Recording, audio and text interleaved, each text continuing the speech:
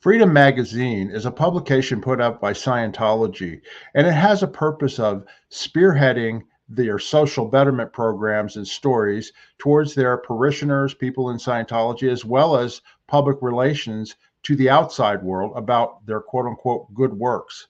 But it's also used to attack its enemies and to attack the people who are criticizing Scientology and its abuses. We're going to go over the history of this with Mitch Brisker. We talked about it briefly on our last video about Scientology Media Productions, and we're going to dig in much deeper. Stay tuned.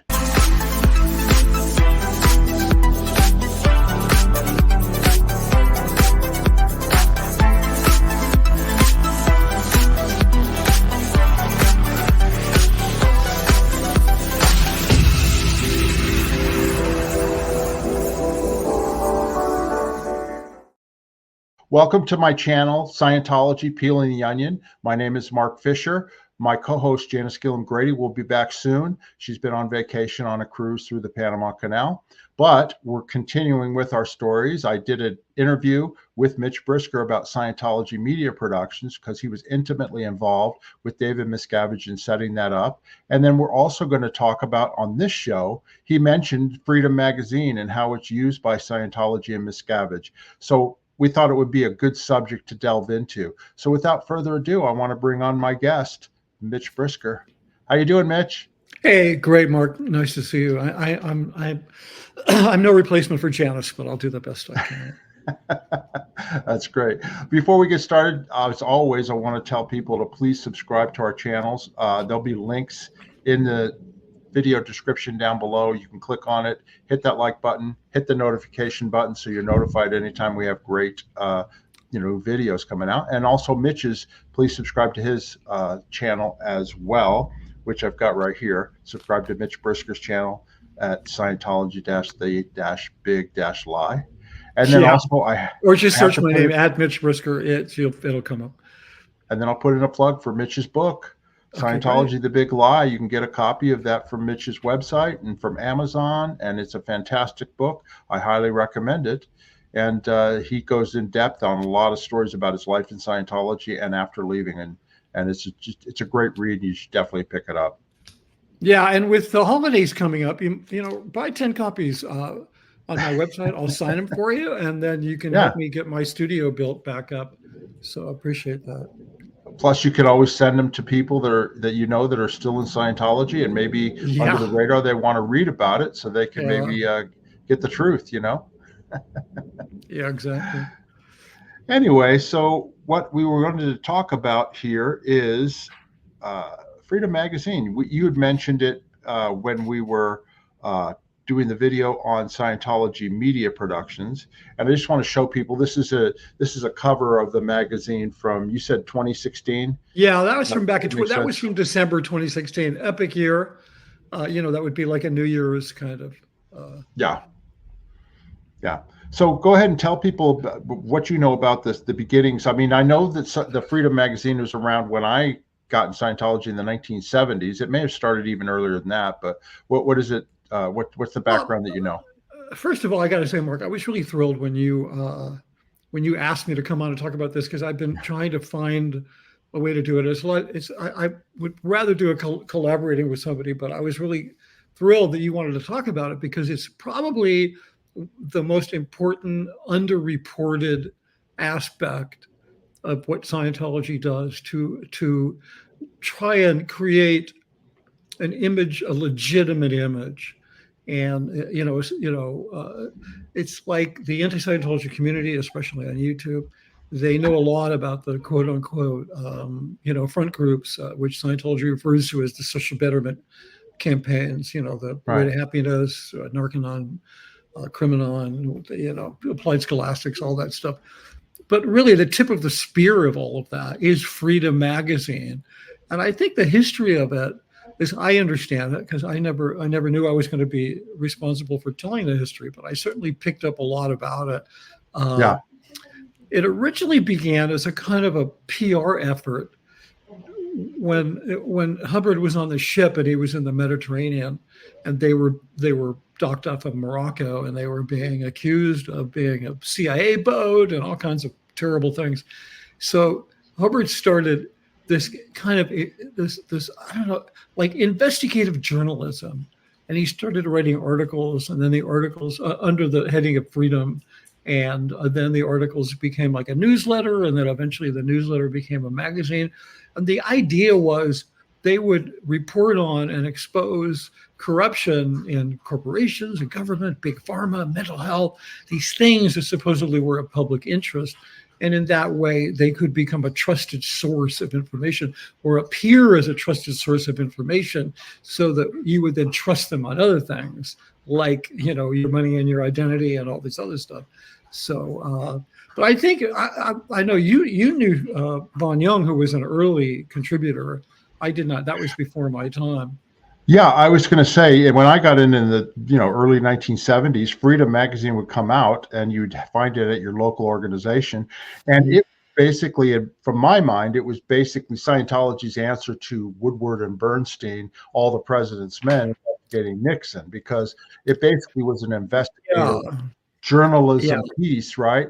Now it was run by the Guardian's office in those days, right. In the 70s, and Von Young was the national spokesperson for Scientology. He had the job that Mike Rinder later had years later. He was an PR executive for the Guardian's office at that time, and he also was a Freedom Magazine contributor. So he would do research and do in-depth articles about the MK Ultra program and the CIA, and about how they were trying out LSD and different, drugs and things like that, and the remote viewing and all these other crazy things that the CIA was doing in the 60s. And then, Scientology was, quote unquote, investigating it and revealing it. But so Vaughn was a major contributor to the magazine at that time. Mm-hmm. And they started going after things like psychiatry. They started targeting psychiatry. But the big thing that hit, was, of course, the office raids for the Snow White program, when Scientology was raided by the FBI in the mid 1970s.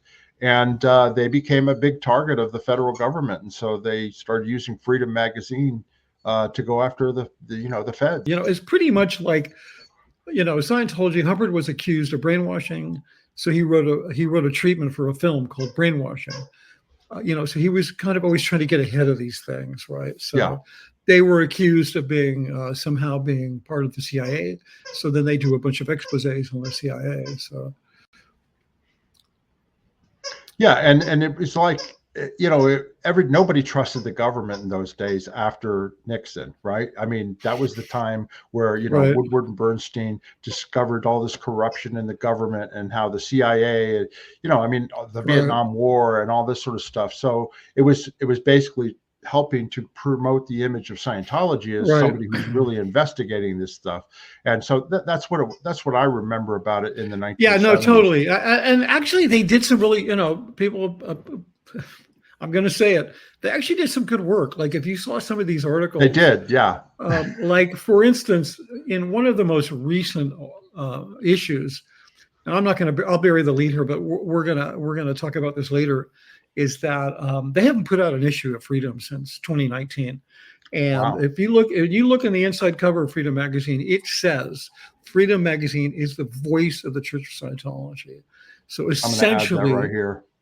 Yeah, there you go, right there. See that right in the middle of the page? It says Freedom is the voice of the Church of Scientology. That voice has been effectively muted since 2019.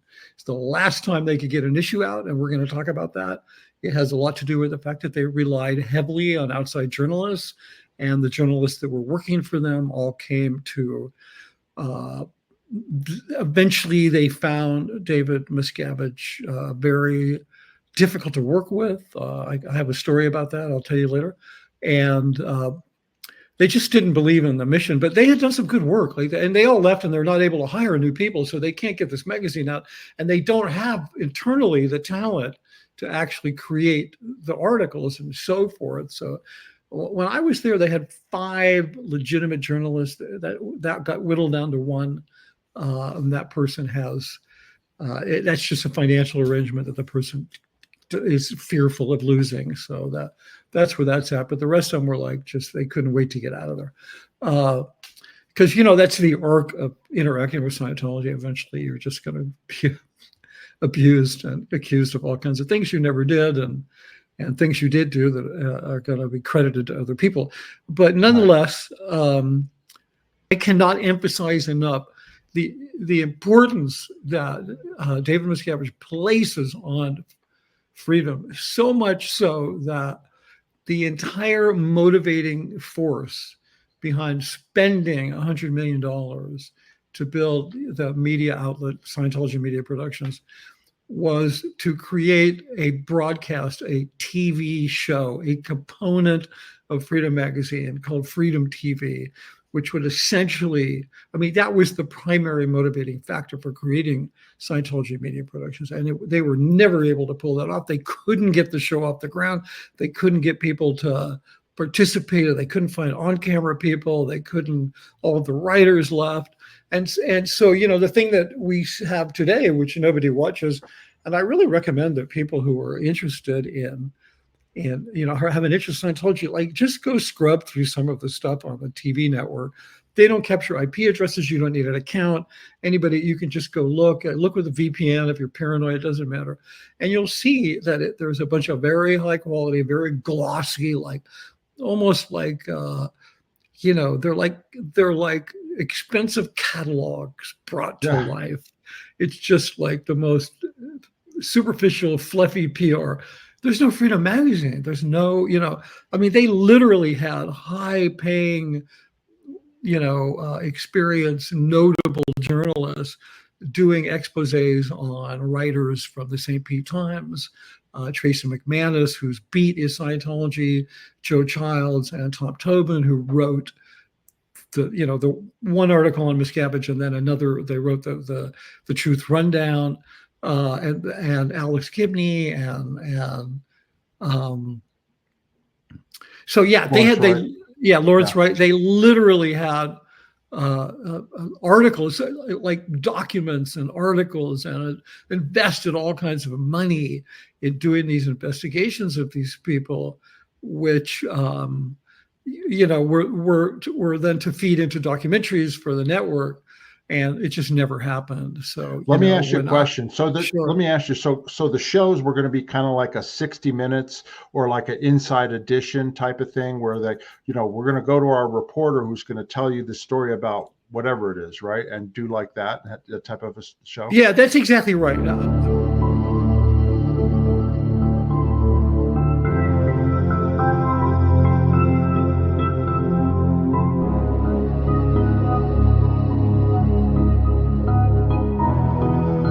Take a look at, I had a few copies of Freedom Magazine. I mean, it's all on their website, but I went through these copies and we scanned some things and we want to show them to you because they really kind of represent a side of Scientology that a lot of people are really unaware of, the way that they spin their PR, the way that they present themselves as a trusted source for information that is in the public good. This first one is a couple of things here. I believe Created Equal. This is, can you just scroll there? This, yeah. Oh, yes. This was when the riot took place in Ferguson. Yeah. Right? So this organization, which is racist, which was founded by a racist, which is homophobic, decided that they would do a Freedom Magazine all about the importance of equality and the importance of understanding things like Ferguson and so forth. I mean, we can jump down to that article, but you can see that this doesn't look like a Scientology magazine. It looks like a regular, like an informational journalistic magazine, and then occasionally you'll see articles or ads for science. So here's the article about the riots in Ferguson. Back up a little bit, and you can see here it's moving past racism, and so they're trying to present to the public this kind of face, this positive face that is supposedly in the public interest. Mm-hmm.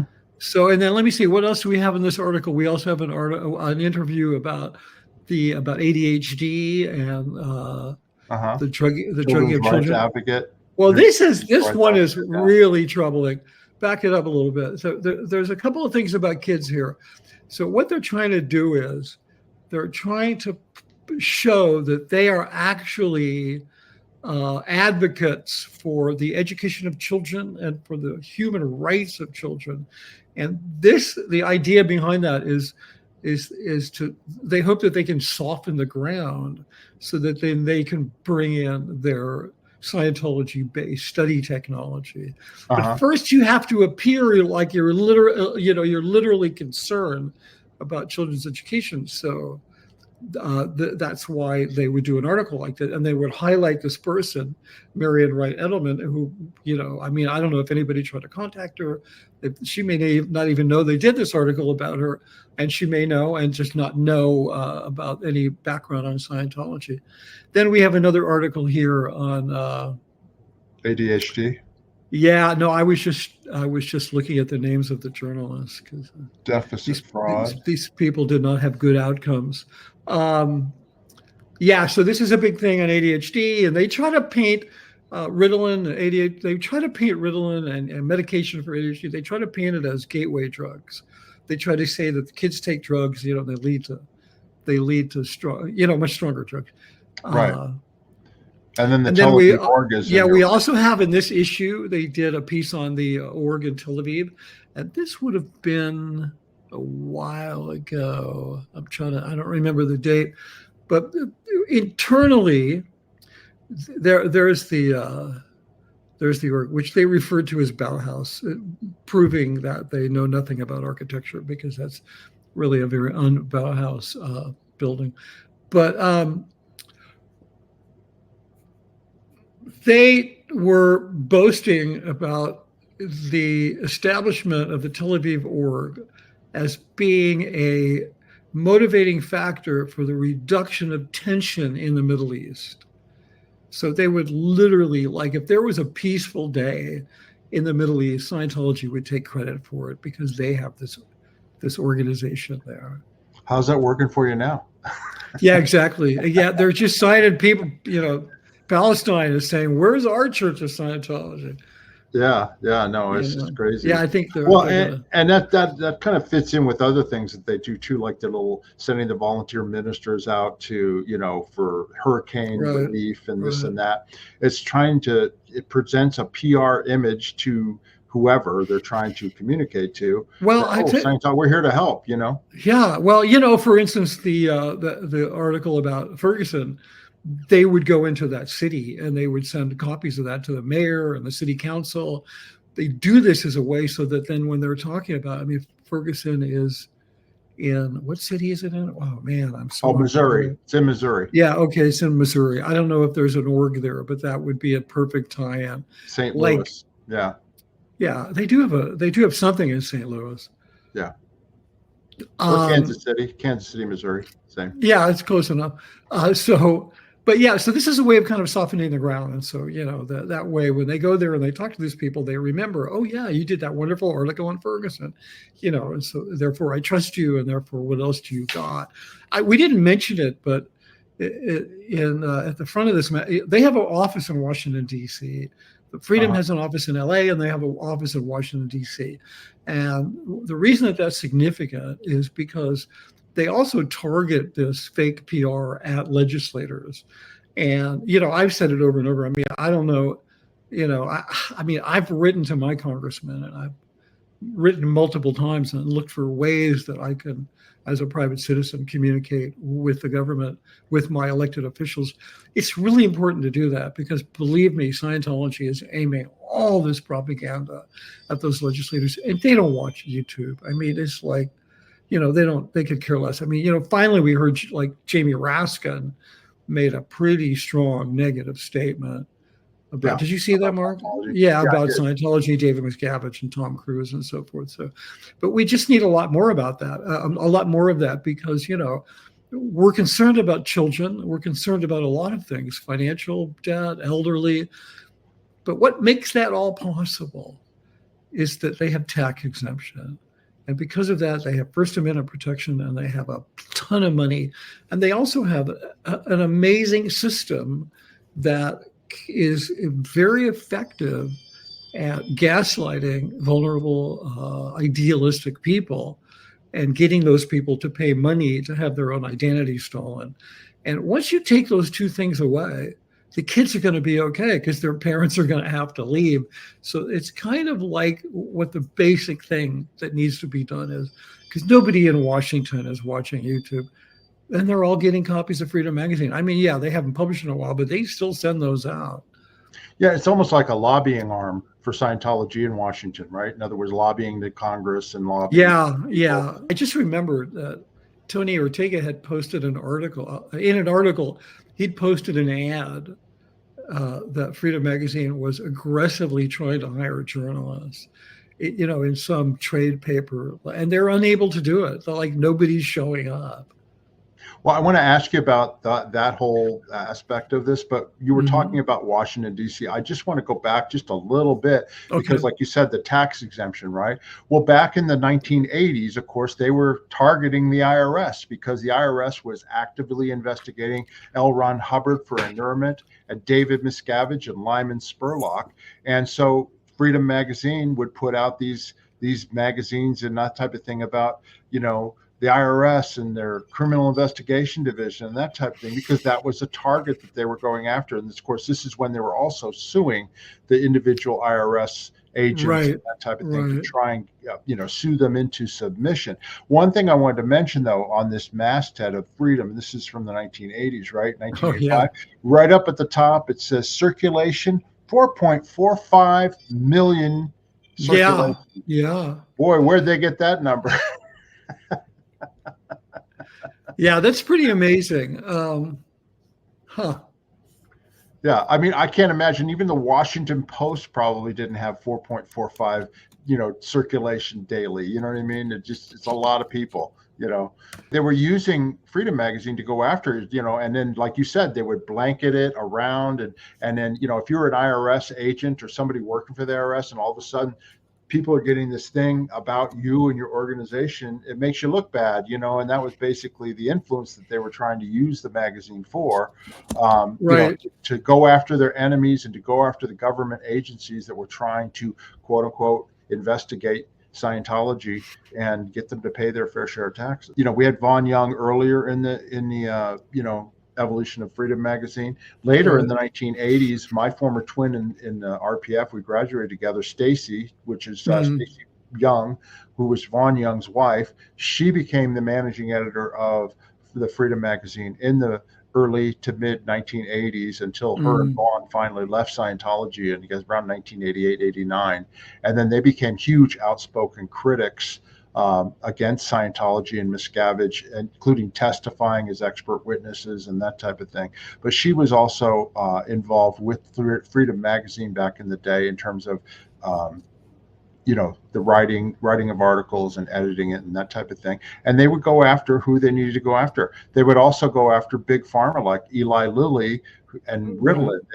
They were against the drugging of children, and so they would target Ritalin and that type of thing. And so anything that Miscavige viewed as something that they should go after in psychiatry or whatever, they would go after it with that. Now, I want to going back to what you were talking about the reporters. They put up an ad trying to hire reporters. Sure. At some point, they weren't going to use, Miscavige wasn't going to use Sea Org members anymore. So was during the creation of Scientology Media Productions? Or not? When they were hiring them? Yeah. Like when did it decide hey, let's hire these outside journalists to do this stuff? I don't know. It was that way the whole time that I was aware of it. So that had been going on for a long time. Those guys, they worked out of OSA. The Freedom had offices in OSA. They've always been associated, obviously after they were originated under the magazine was originated under the Guardian's office. But then, when the Guardian's office fell, Freedom was under the guise of OSA. And then when Miscavige when Scientology Media Productions was being established, there was a kind of a battle royale about, whether Freedom was going to be at OSA or at S&P, because, they get into these turf wars. You probably experienced that as a Scientology executive. Yeah. Because people are just, I don't know what it is. It's such an insane culture. people in Scientology, especially in the Sea Org, they're made to feel very territorial about what they have purview over, right? Like, and I believe I understand the reason for that is because the religion and those jobs are so identity stealing. I mean, what could be more identity stealing than working for $50 a week, not having any status outside your post title? That is your status. You become that post. So that's like your whole identity. And of course, you're going to become very precious about it. So there was one of these, I mean, I've seen a lot of these turf wars. I'm sure you have too. But there was quite an aggressive turf war about where these I'm sorry, my charger keeps falling out of my computer. Okay. Anyway, so there was quite a turf war over where the Freedom was going to be. But it was always, when the studio was built, it was intended to be at Scientology Media Productions. They built really nice offices there. The magazine was being designed there and coordinated in terms of the publishing, blah, blah, blah. And they, beefed up. They hired 2 additional journalists to come in and start writing for the magazine. And then they started looking for people for the TV show. They found one guy who was experienced as an on-camera presenter and was an investigative journalist and had a lot of experience and had established another television network. And they put that guy on writing a biography of David Miscavige, and which led the guy to quit because he was just like, yeah, it's actually kind of a funny story. I mean, I wrote about it. It's the Mitch Brisker drinking game. If I say my book, everybody takes a drink. Yeah. I wrote about it in my book. Okay. Yeah. Let me ask you this, that the writers or journalists that they were trying to hire, were they telling them like, look, you're not going to be promoting Scientology and what we believe, but you're going to be doing. Well, I don't know. I was never in any of those. But I'm just. Let me finish my premise, okay? Yeah, sure. Sorry. So that we're not hiring you to promote science, because like I can imagine if I'm an outside journalist, I'm going like, well, why would I want to go work for the Church of Scientology? And so I'm assuming that they would promote the fact, look, you're going to be doing investigative pieces about things that are going to change, the world, or peace in the Middle East, or drugs and this and that. And that was kind of the premise, right? Because I can imagine these journalists at that time, they already knew about a lot of the bad press about Scientology. So why would they take the job? Just for the paycheck? They didn't know. I think a couple of reasons. Yes, for the paycheck. Yes, they didn't know. I mean, I was involved with the onboarding of one of the journalists who was summarily let go for some really bizarre, nothing reason. And Miscavige had this thing he liked to do with these journalists, because I know 2 of them got fired while I was there, and for reasons that could cause a wrongful termination suit, right? Which and so the exit was, okay, sign this NDA. We'll pay you $10,000 a month for 10 months. You're going to write a book for us. You're never going to set foot in our property again. This was just this thing that he would do. I saw this happen twice with 2 different journalists, where they were both just handed, But in terms of, that doesn't really answer your question. Like, but I don't think they do that. Did he do that to just so he didn't want them to go out on the street and start talking about what they were doing in there? So they wouldn't bring a lawsuit for wrongful termination. I see. Let me move on to when you told me about when they set up Scientology Media Productions and Freedom Magazine was brought over there, they wanted to do this show, the Freedom Show, right? But then Miscavige, didn't he also then want to use them against like internal people who are speaking out against Scientology? Yeah, they'd spent a small fortune having these over a number of years, having these journalists, these investigative journalists, investigate the enemies, quote unquote, enemies of Scientology. There was, these are the internal enemies. We're just going to jump tracks a little bit here. So Freedom Magazine was always aimed at investigating corruption in the in the world outside of Scientology as a way of disguising itself as having a positive social aspect to it. Right. With, Like with, Eli Lilly and the drugs and the this and yeah, that. and the FBI and all that kind of stuff. Yeah. So when we had, you know, this major exiting of, we had like Mike Rinder and Marty Rathbun and all these guys, then Miscavige took Freedom Magazine and he turned it into a weapon against its own internal enemies that had left, quote unquote enemies.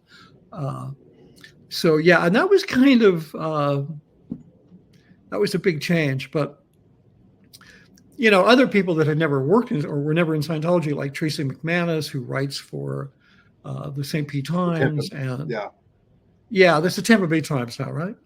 Yeah, they changed the name. So those guys like Joe Childs and Tom Tobin, who wrote the Truth Rundown. The Truth Rundown. Which is also all these people were the people who spoke in the Truth Rundown. Oh yes, exactly. Yeah. So, but they had paid a lot of money to. I mean, there are reams of these, you know, fake investigations against these people, which were going to be produced as TV shows. I mean, the whole reason that David Miscavige spent $100 million of Scientologists' donated funds was so that he could, and I'm not going to say the full quote, but he said, because, you know, I want to be YouTube friendly, but he said, I am going to F them up. That was his whole reason for starting that network. He believed if he had his own broadcast platform, he could use that as a weapon to get back at the media that he felt had treated him unfairly. But there's one key element that he never mentioned because he doesn't really have the tactical brains. It's called audience. Like, he didn't have an audience. Nobody was going to watch it. The only people that were going to watch it was Scientologists. Yeah, his internal audience. Yeah. So, and they couldn't get the show launched. So the entire $100 million fiasco just became this internal marketing machine, which, you know, produced events and fake documentaries that made the church look good and helped. Let me show another couple. Okay, this is one cover of the issue about after the Truth Rundown, the different people who spoke in it, trashing them nonstop. Anderson Cooper, they went after journalists, like you said, when Anderson Cooper was doing his TV show about Scientology and had all the wives on and the this and that. Here comes Freedom Magazine, because they've investigated Anderson Cooper with the dirt on him. And then, of course, Lawrence Wright, and Paul Haggis, when the New Yorker article came out, where Paul Haggis came out against Scientology, and they went after the New Yorker full bore. Yeah. You know? So these are examples of what you're talking about in terms of Miscavige using Freedom Magazine to go after the people who are going after him and Scientology. Yeah, I see. Yeah. He was going to F them up. Yeah. I can't tell you how many times I heard him during that whole time when you had the New Yorker article, you know, had the Paul Haggis interview with Lawrence Wright, blah, blah, blah. I can't tell you the number of times I heard David Miscavige refer to those New York Jews, those goddamn New York Jews, because they're sort of the ones that are in control of the media. None of these people are Jewish, as far as I know. You know, Alex Gibney, Lawrence Wright, and all these people, Paul Haggis, and all the, you know, there's. Well, Miscavige, I don't know about you if you know this, but Miscavige is terribly racist. I mean, he has horribly, and so is his father. I knew him as a teenager. Yeah. And his and things Ron, he say about he would say about black people, and like you said, Jews and things like that. Yeah. No, yeah. Christians. Oh my God, he hated Christians. Yeah. But let me ask you this. Okay, so they went after these different targeted people. Also, was Freedom Magazine or Scientology Media Productions, were they also involved with the hate sites that were put out about different, you know, people who spoke out, like me and Mike Rinder, Mark Headley, things like that? Yeah, well, yeah. Kind of like randomly. So the hate sites were always done out of Freedom, under Miscavige's purview. Like, he 100%. Ran all that stuff. It's kind of like, I feel that in order for us to go on, I have to emphasize one thing, that you could kind of fold OSA in half to some degree. This isn't an absolutely true thing. on one half you have this PR, fake PR stuff, hires these legitimate journalists and does these stories. And then on the other half, you have like real dirty tricks, the courtroom stuff, the covering up SA, the putting the $10,000 a week PIs that are put on people, and even going back to the old days when they were like unaliving people's dogs and whatever, trying to get them thrown in prison. And it's almost like they sort of keep it separate. It's not like one day you're working on dirty tricks and the next day you're writing positive articles. They kind of keep it separate. What I observed was they try to keep it separate because that way. That makes sense. Yeah, these journalists that they're hiring, they don't know that they're lying. They don't know what they're representing. That makes sense from my time when I was worked for Miscavige, was that legal and PR and that type was kept separate. The door was shut when Marty Rappin went into David Miscavige's office. Private investigator stuff. He didn't even speak about that in the office. They would go outside in the parking lot away from everybody to talk about that kind of stuff. Yeah, even the head of OSA. There was a separation. Yeah. Yeah, even the head of OSA wouldn't know. They wouldn't know. Marty would go hire some PI and they'd just go to town and do some shit, which is why, I mean, sometimes I just kind of cringe when I hear people say, so-and-so was at OSA and they knew everything. No, they didn't. Because it's just bullshit. It's just like everything is so siloed. The only person that knows everything is like maybe 2 or 3 people. Obviously David Miscavige. Right. But also like his wife, Shelley, she probably knew a lot, but I bet you she didn't know a lot of there wasn't a lot that Shelley didn't know because Shelley was like know about that stuff because he would go out of the office. He wouldn't talk about and plus Shelley was like, I mean, no offense to Shelley, I liked her, but she was Dave's social coordinator. I'm sorry, but she was really a wallflower from what I saw. She was not a strong personality. But she was around him, so she would hear things. Do you know what I mean? That's sure. Everybody would hear things that he didn't want her to hear. He would leave the office and go outside. Oh yeah, or tell her to leave. I mean, that's not the case with his current person. Right. She knows everything, and it's kind of like the number of times I can remember sitting in a meeting and there's always a tape recorder. When you go in to meet with him, it's just you and another person. Even if it's just you, it's going to be a tape recorder and it's going to be transcribed, and then you're going to get the meat of it sent to you later, right? And every once in a while, he'd give Lou this look, and she would know the look, and she'd turn the tape recorder up, and then you knew you were going to hear some really good shit. Right. Let me ask you another question about Miscavige dealing with these reporters that were hired. They were hired hands that were not Scientologists. You and I know, because we were around Miscavige, if you brought a submission to Miscavige and he didn't like it, there was a likelihood it would be flung across the office and hit the wall with him yelling at the top of his lungs. Now, is that how he also dealt with these people who were hired? Not at all. No, that's why I wanted to ask. How did he deal with them? They were how he dealt with us. No, they were love bombed. They were just love.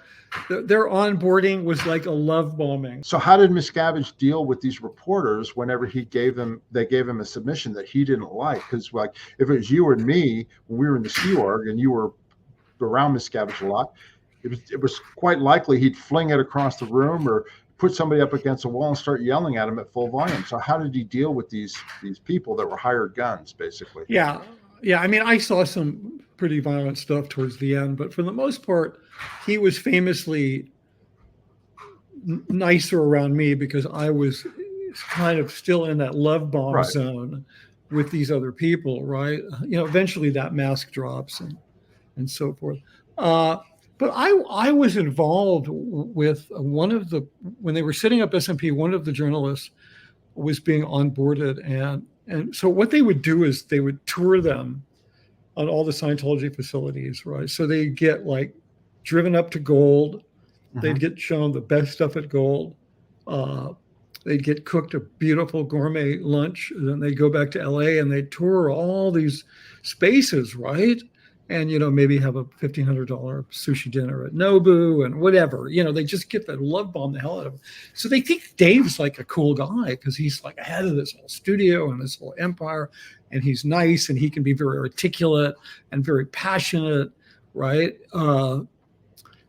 So yeah, but I guarantee you that organizationally, there is a Sea Org member, there's a Scientology executive that's over these journalists. They're the ones who are getting the submission thrown in their face.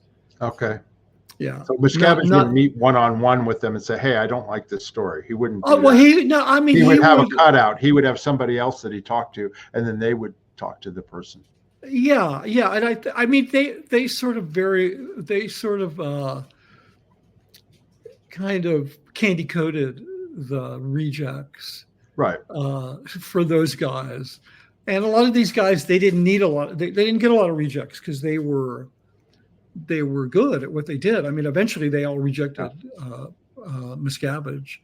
So why did they reject Miscavige? Well, I can give you one story that I think will represent it all. Sure. So, and one of these journalists was tasked with writing a book, a biography of David Miscavige, right?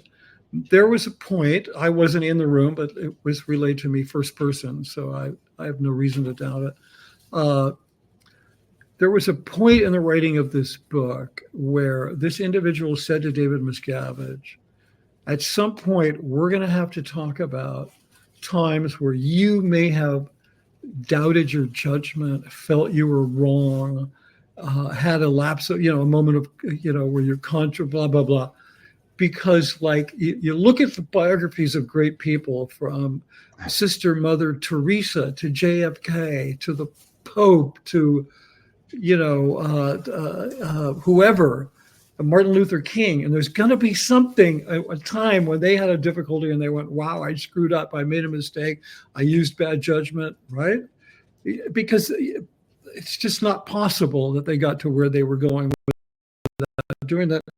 And it also humanizes them, right? So after that meeting, a couple of, sorry about that. So after that meeting, a couple of Miscavige's handlers came and got the guy and said, look, you don't understand who you're dealing with. This man has never made a mistake. And so the guy quit. He's like, this book is never going to get written.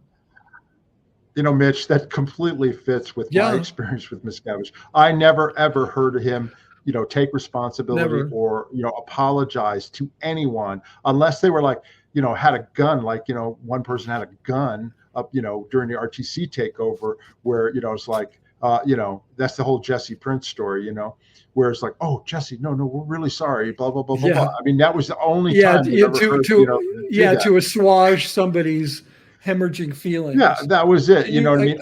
Or like when he was trying to stop somebody like Marty Rappin, Marty, we really want you to come back. You know what I mean? After he blew, you know what I mean? It's like he flew down to see him down in New Orleans or wherever it was, to sweet talk him back. It's all going to be good. We're going to send you to the clear free winds and this and that. I'm going to be better. Those are the times that he would do something like that, was when he wanted something, not that, oh my God, I really made a mistake here. How could I be better? He was never that way.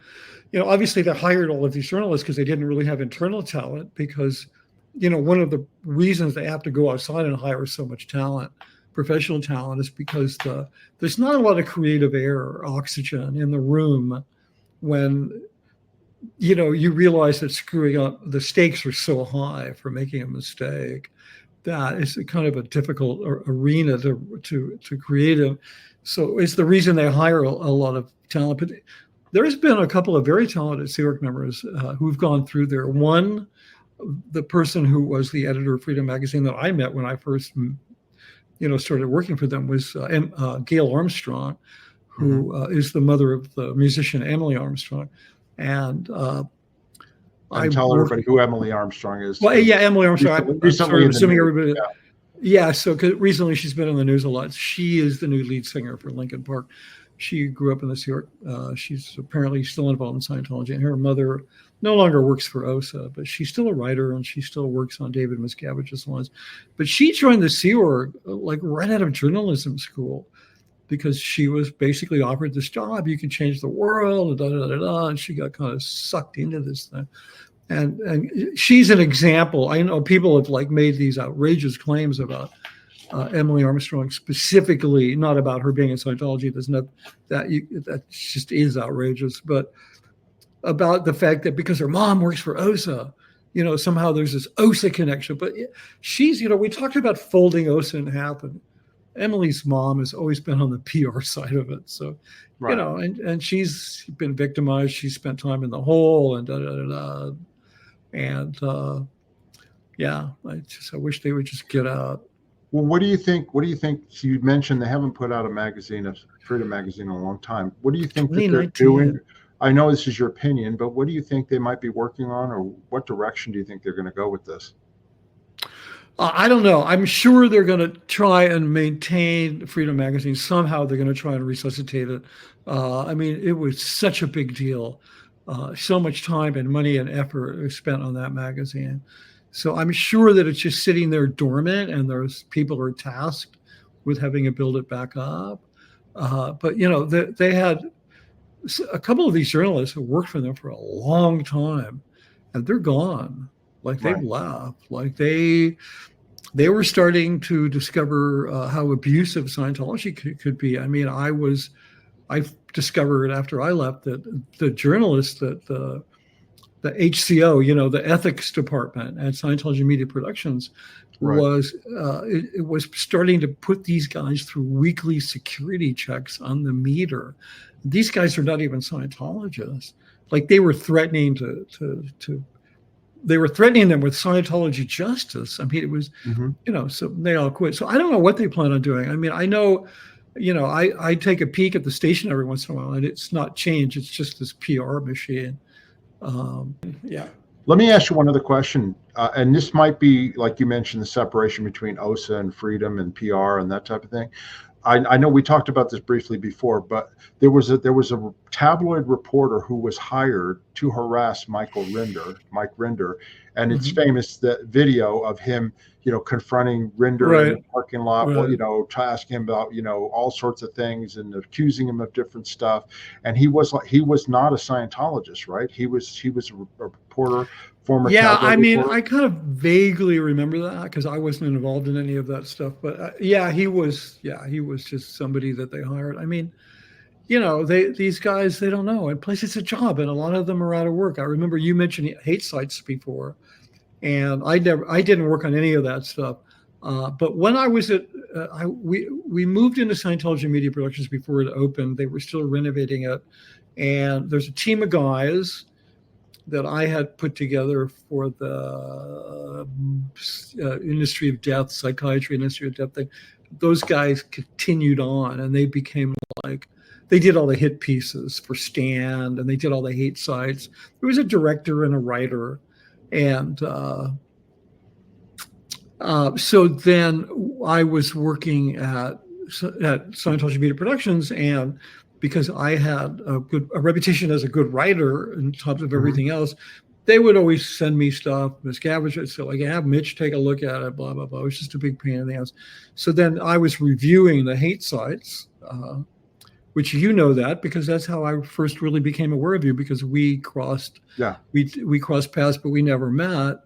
And so I was handed some hate sites, yours, Karen's, Jesse's, to just review them and, change the language because they were just so stupidly written. So, that was my whole involvement. But the thing, and we had, then we were doing videos. I don't know whatever happened to it, but we had this one woman who was an on-camera newscaster, and she was doing videos and stuff. And she was really well known in some small town, somewhere where she was a newscaster. And I don't know how they got these people. I mean, I think it was just money. The industry's tight. They weren't working. They're paying full price. So it's like, why not? They have really nice facilities for recording and shooting. They feed you really well. So, and you're not, and everybody seems happy, right? Because you know how that is. They're all, everybody knows who you are, and they're happy, and it's just. So they take the job for the paycheck, and then they find out later that, hey, it's not what it's cracked up to be, and then they leave or whatever. that type of thing. Let me ask you another question. What Sure. about the stand leak and also the videos? Do you think that now this is Scientology Media Production? I'm asking more specifically than just Freedom. Like the videos that you like Mike Rinder's daughter does about how horrible he is. Yeah. Is that done Yeah. there at Scientology Media Productions, do you think? That was probably done at Gold what? because that was because she's a Gold staff member. I'm sure that they did that at Gold, except for obviously there were remote locations that they needed to go shoot. But those are all OSA ops. They're just most of them are run out of Scientology Media Productions because Gold is like, you know, as a management facility, it's defunct. It doesn't exist anymore. Right. They just do some production. How Scientology Media Productions in the hierarchy of organizations, you know what I mean? Like, you know, you always, you know, we all know about, you know, Religious Technology Center, you know, right, international management, you know, and that type of thing. Well, you know, there's Gold, you know, and then there's, you know, OSA, right? There was a WDC member for OSA, a Watchdog Committee member right, for Gold. right. So right. do you know if Scientology Media Production, is that like supposedly over that, or how does it fit into the whole? Well, I don't actually know where it's Scientology Command Channel. Yeah, the command channels. I guess we should try to get the new chart and see where it is. For those of you watching, there's a thing called the Scientology Command Channels, which shows all the relationship of all the organizations. So Golden Era Productions is at what's called an INT level or international level organization. I think it was right under, what's it called? Oh, God. Watchdog Committee. It's part of no. No, what's the organization that Diana Hubbard works for? It's the international PR, IMPR. Yeah, IMPR, International Management PR. Yeah, so there's that. So they were under CMO. They were under international management, EDM. Yeah, exec strata. Right, exec strata. Yeah, exactly. They were under, not under, like they didn't answer to exec strata, but in terms of where they were at on the thing, that was all above them.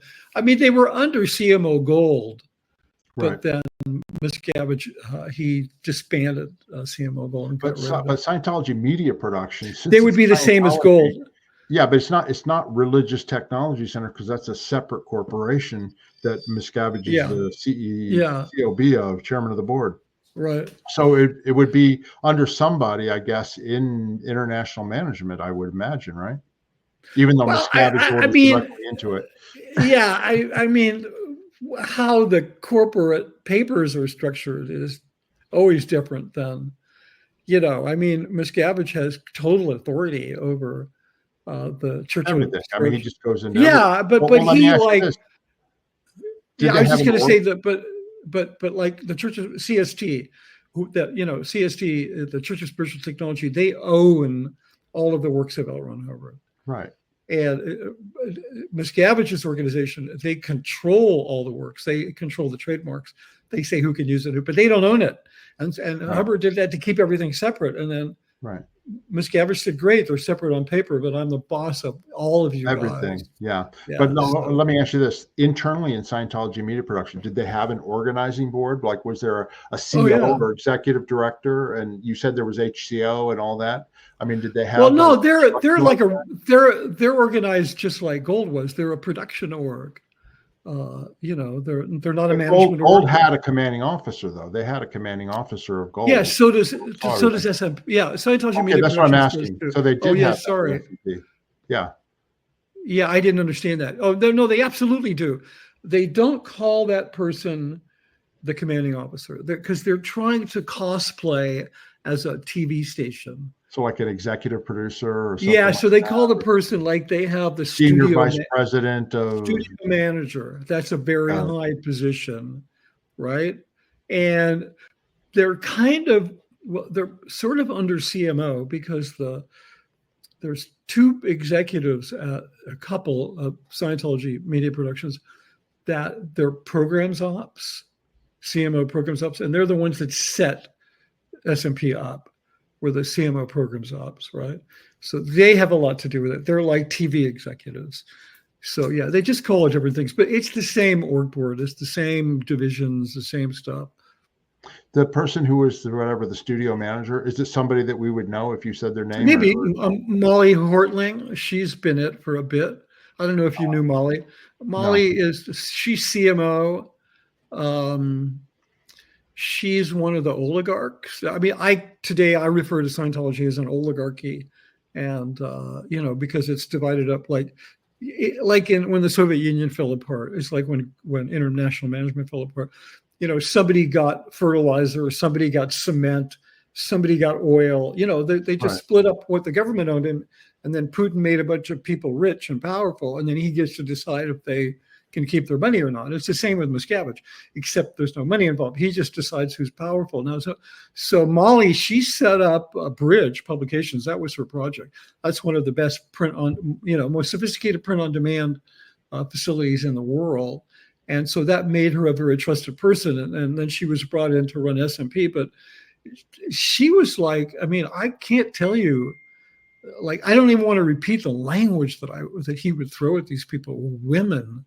Like, Molly, who had done, and she's on a video saying David Miscavige is the greatest guy in the world, and I love him, and blah blah blah. And I sat in a meeting and heard him, body shame her, refer to her as stupid because she has a Southern accent, And this is like a really smart, charming, attractive person who is a plus size, right, and doesn't deserve to have it called out that way. But just the most vile insults hurled at this person. So but as the studio manager, though, she doesn't have any Hollywood or TV production experience. She has Scientology organization experience, right? Yeah, but there's key people at all studios, film studios, broadcast studios, and they know how to run the place. Oh no, I get it. I'm just trying to designate that she wasn't like a creative, I'm a genius, I've done all this. She's more like she knew how to run Scientology organizations and get things done. Yeah. I get it. Mm-hmm. So who's creatively in charge? Yeah, Miscavige, of course. Yeah. Well, I mean, I was creatively in charge for a while, and I did a lot of their initial groundwork. Who would deal with these professionals that they hired, like you said, to that there was a guy you said who helped set up DirecTV and the network and all that, but he wasn't a Scientologist, right? No, he was working there actually as a consultant. No, they brought in a bunch of highly paid consultants. It was insane. I understand. Who was in charge of them? That wouldn't have been the programs ops guys from CMO. I was brought in that I would deal with them. Miscavige would deal with them. I mean, that upper sort of echelon, we all, Sea Org pros, whatever, we were all kind of, But they would be kept, I would imagine, those consultants who were not Sea Org members or Scientologists. I'm sure, just like I was talking about the writers, they didn't have direct, if Miscavige was unhappy, he didn't go to the writers directly. The consultants probably were the same way, right? In other words, he wouldn't. Oh, yeah. Yeah. Yeah, exactly. So, yeah, but it was like, I mean, yeah, they were paying way too much money I know. I mean, like I remember I was in one meeting where they brought a guy in who was like, they brought in all these retired TV executives, big name guys. And, these people would come in, they were charging $15,000 to attend a meeting. These were, they had people who had like, started, broadcast, like, I can't really name names, but like, there's one particular very famous studio in Hollywood that started a TV broadcast after its initials and is very well known. They brought in people who like established all these things and paid them tons of money. And, it was like ridiculous because none of that, it never got used. I mean, it's like they just ended up making a bunch of fluffy stuff. It's amazing to me hearing this because I was in the Sea Org obviously before all this. This was before the IRS tax exemption when Miscavige all of a sudden goes, I can spend money, because Hubbard always wanted everything done internally with Sea Org members. Mm-hmm. We're not hiring contractors, we're not hiring, people to build buildings and to, we'll use RPF and Sea Org members. And and it's the same thing with, we have the Gold musicians. They're the greatest studios in the world at Golden Era Productions. We're not going to hire consultants. We're just going to use Sea Org talent. And it was all about money, you know what I mean? Because as soon as he could spend the money, obviously he could hire people who were really good at what they were doing. I mean, how, if you look at everything, those consultants were not going to work for $24 a week or whatever. Yeah, they were being paid a lot of money. They were really highly paid. Some of them were way overpaid because they knew they could get away with it. And they were dealing with these CMO guys who knew nothing. You know, when you're paid $50 a week and somebody comes in and says, you know, you're going to pay me $10,000 a week, and I'm blah, blah, blah. But I'm your meal ticket because I'm going to show you how to launch your station, and without me, you can't do it. And so they're just paying all this money. Well, that's the end of the show. Have you got anything else you wanted to talk about with Freedom Magazine before we end off here, Mitch? Okay, so there was a journalist. He used to work for a noted Hollywood paper, and he worked on your hate site. You'd be happy to know you had some of the really good people working on your hate site. Yeah, so I should tell your viewers, one of the reasons why I became friends with Mark and wanted to go on his show so badly is because I knew how much Miscavige hated him and how much it would piss him off. So Mark has like a battle ribbon for, he has like extra cred because, but anyway, so this guy is writing hate sites, right? He's working for the church, he's working for Freedom, and he's standing in a fast food restaurant one day with a friend of his, one of his peers, and he's, as we would say, nattering. He's complaining. He's throwing shade on Scientology like nobody's business. He is just heaping hatred. He's saying, I'm working for these guys. Everything you heard about them is true. You know, they're whatever. He's just really pouring it on. He does not know this, but the wife of one of the writers who's working on the hate sites is standing behind the guy, listening to all of this. And that's what got him fired, because she went back and wrote a KR because, of course, you know, Scientology is just it's a snitch culture. And then that's when the guy got handed his book deal. So, and told to take a walk. I just thought that was hysterical. That they, it's like, what did you do to pull that in, Dave? Yeah. So anyway, yeah. I mean, I couldn't believe that. And somebody said, "Oh yeah, he's fired because someone's," and I knew all these people. I'm like standing in line behind him, and like he's just, oh my God. And she put it together because her husband, is working there. He was a pro writer who was working, blah blah blah. She put the whole thing together. She's a Scientologist, and immediately, told her husband, wrote a report. It's just like. Yep, that's Scientology. Poor Scientology, they just can't catch a break. They snitch on everybody. Everything gets reported, and decisions are made based on that. Okay. Anything else you want to say before we end off? That's pretty much it. That's pretty much it. Okay. Well, I want to thank everybody for being here. Please subscribe to our channels. Like I said, down in the description, there's links to subscribe to our channel, Scientology Peeling the Onion, and also to Mitch's channel. And please hit that like button and notification button so you can get other future videos and things like that. If you have any questions or comments, ask down below. I check them always and I answer them.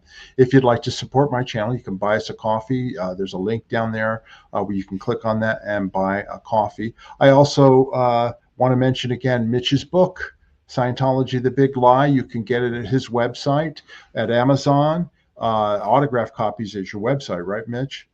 Yeah, or you can order it if you want a really, really, really nice copy and you don't care if it's autographed, but you want the really good, dust jacket copy, then order it from Barnes & Noble, because Amazon hardbacks kind of suck.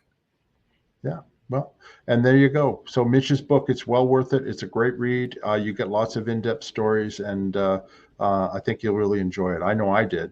And I knew a lot of stuff. Yeah. Anyway, until next time, everybody, we'll be doing some other shows, I'm sure, in the future, and Janice will be back soon. But next time, bye-bye, everybody. Yeah, take care. Bye, Thanks, Mitch. Mark.